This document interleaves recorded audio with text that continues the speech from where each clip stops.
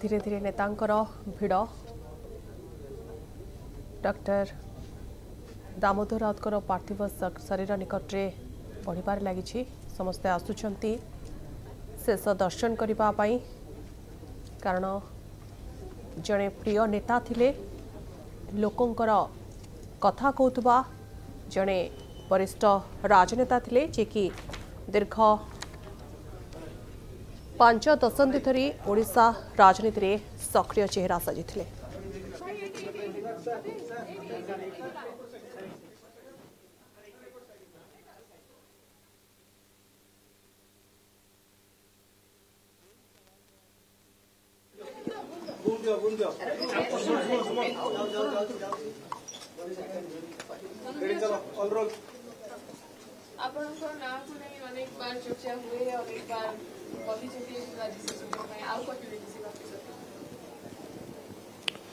दामबाबू सहित 2000 मसीह मोर व्यक्तिगत संपर्क थिला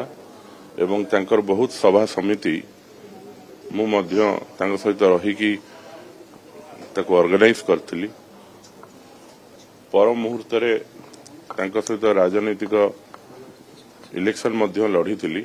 से जने वर्सियन लीडर थिले तांकर बहुत किछि मु सिखिछि एवं विगत दिन रे मध्य गणमाध्यम रे कहिछि जदि आज बापी सर्कल तैयारी हेता है तले तांको जोगु एवं तांको आशीर्वाद जोगु पारादीप निश्चित एक विराट राजनेता को आज हरई जगतसिंहपुर जिला हरई एवं सारा ओडिशा हरई तांकोटू बहुत किछि मु शिखिछि राजनीति रे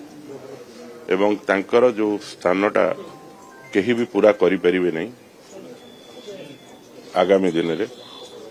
तांकर चिंताधारा जहा थिला निश्चित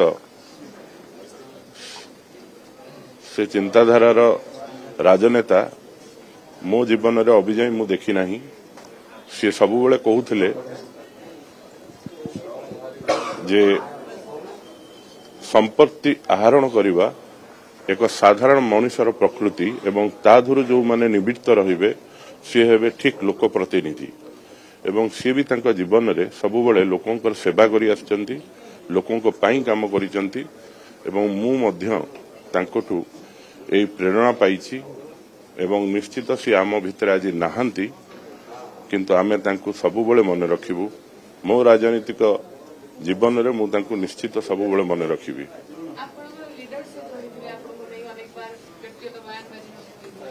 देखंतु सेगुड़ा तो राजनीति रे चले से व्यक्तिगत बयानबाजी रु ही बापी सर्कल तैयारी हेछि एवं आज जो माने मते चिन्हिचंती सारा ओडिसा रे सेटा तांको जोगु ही हेई परछि। तो मु तांको पाखरे सबु बेले चिर ऋणी रहिबी एवं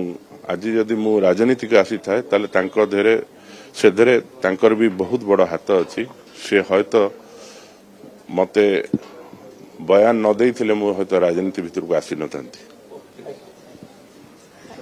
ए प्रतिक्रिया आपण सुनुथिले केवल भाव में जदि राजनीति बयानबाजी तेबे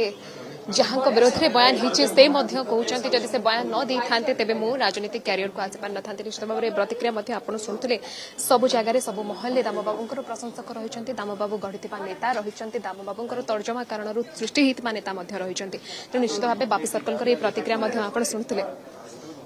तेणु एबिकार दृश्य जहाँ आम आपको बासभवन परिसर देखा जनक पर जड़े आसुंच दामबाबू को भल पाउथबा लोके दामबाबू को तर्जमा करुवा लोक और दामबाबू द्वारा तर्जमा होता लोक समालोचना होता लोक आसुंच जो आज समस्ते दामबाबू को शेष दर्शन चेष्टा कर।